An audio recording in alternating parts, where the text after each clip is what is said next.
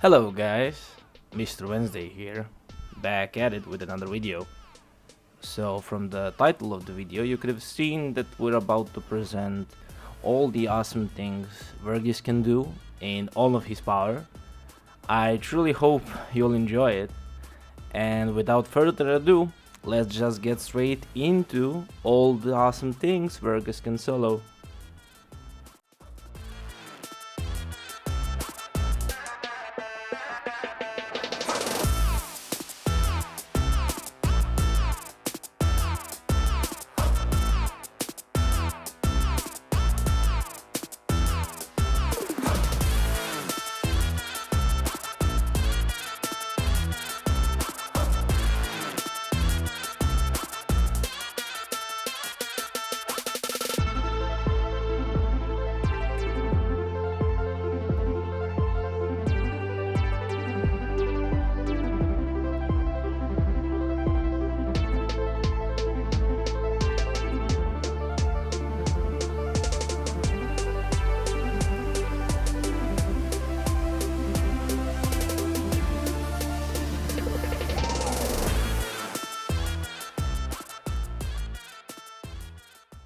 Cut. We just spent so long making this video. What you mean this isn't Vergis soloing? Think he just soloed the campaign, the dragon, arena even?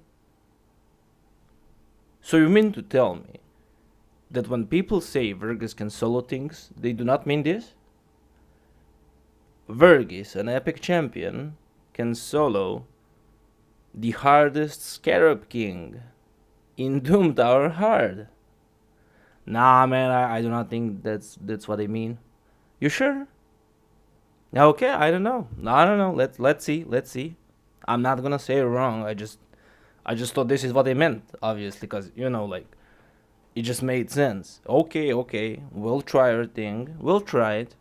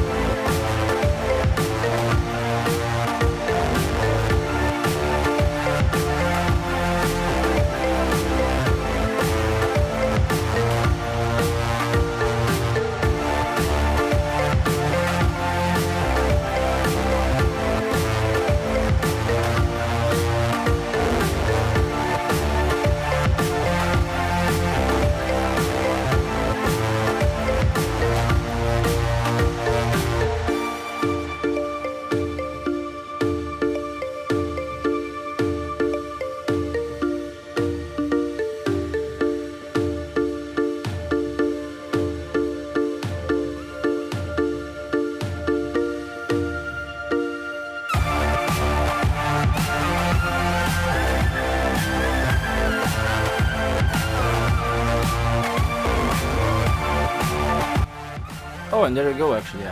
So it appears people were correct. Vergis can in fact solo Scarab King. So that wasn't the hardest Scarab King, because we actually didn't make it to that boss, to that stage exactly. But this build will work for you in all of Doom Tower, no matter what rotation it is when Scarab King appears. This Vergis will take care of him. I do wanna add as well to that we did lack two things in this particular build. Let me just find him real quick.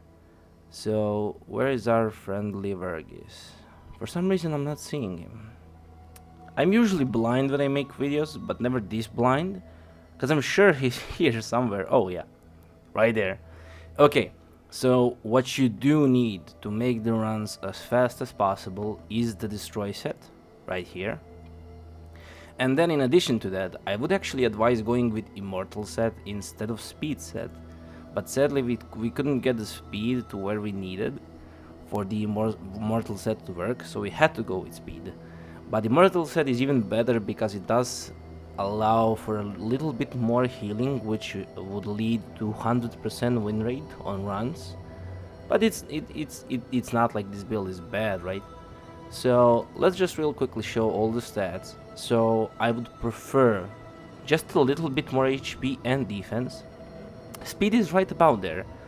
We could get away with even like -5 speed from this current speed, but still having a little bit more speed would be even more beneficial, right?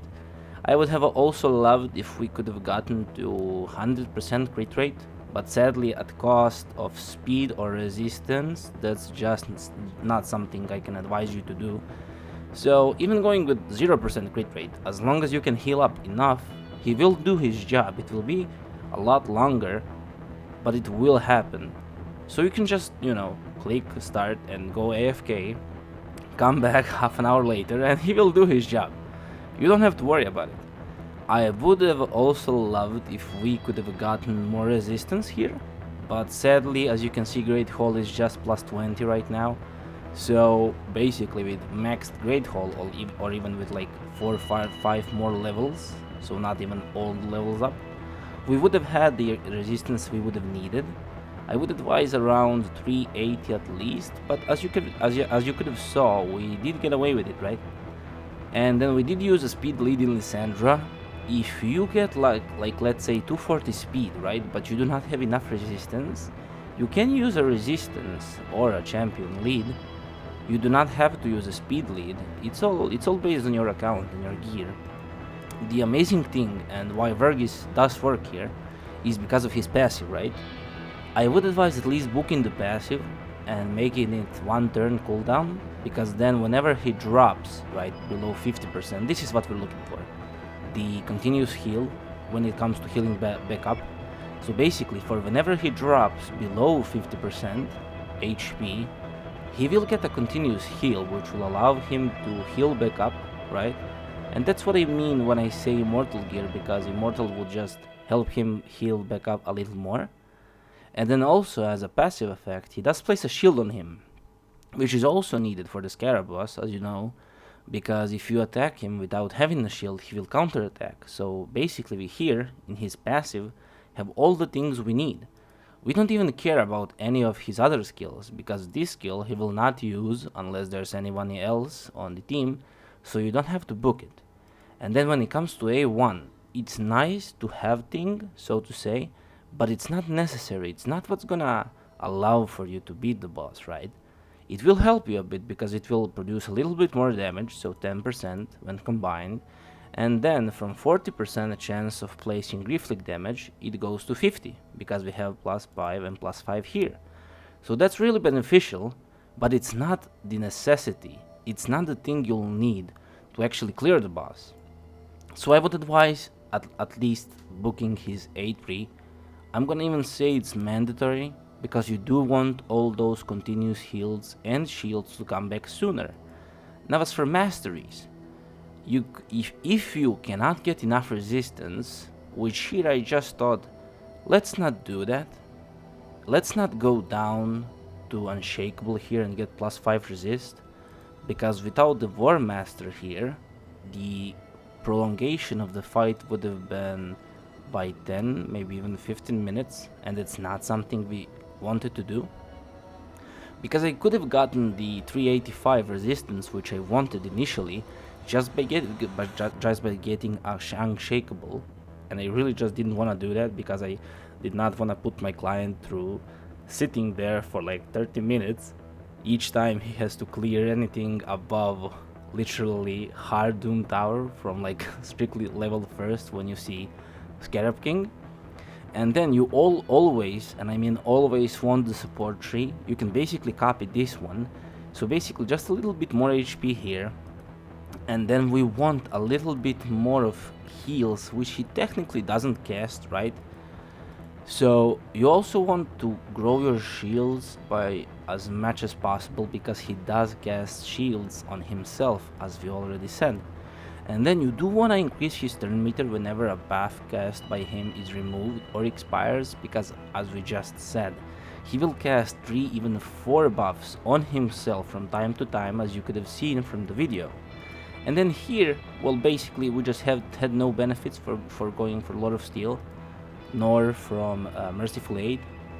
So we did go for Cycle of Magic, which is fine. I mean, it doesn't really benefit him when it comes to Scarab King, but we had to take something, right? Because we do want Spirit Haste, and that's exactly why you bring more champions with you. First of all, to clear the waves faster, but then again, when they die, he will gain 24 speed more, which is beautiful, and it's gonna help him be so much faster to actually be able to lap the Scarab King.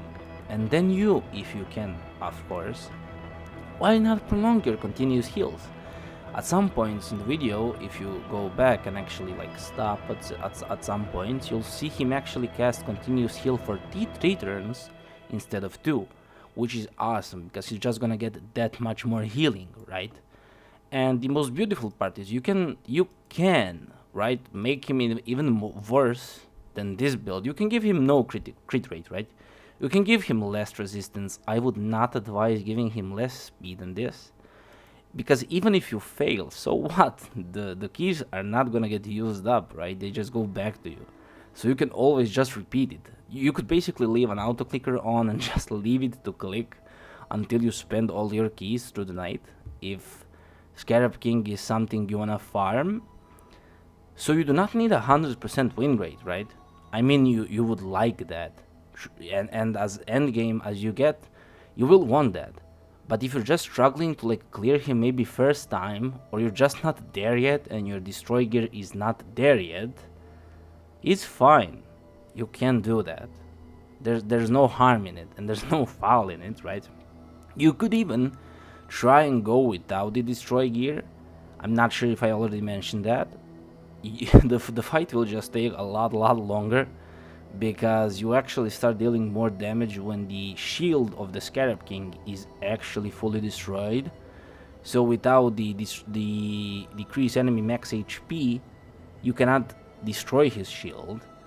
So it will just prolong the fight by a lot more. But again, if you're just struggling to clear it like first time, and you just wanna get through the even normal Doom Tower, it's fine. Just get the stats we showed here. You can go without the destroy set. It's again a nice thing to have, and it will make the fight so much faster, but it's not the thing you truly need to take out the Scarab King. So I'm gonna just stop the video here. I truly hope you at least found the intro somewhat funny. I hope it perhaps brighten up your day a bit, because that's the only thing I wanted to do with it. And I hoped it certainly made you laugh a bit. I just want to thank you all again. I know I keep saying this in basically all my videos, but I truly just want to thank you all for watching my videos, for liking them, for commenting on them, for subscribing.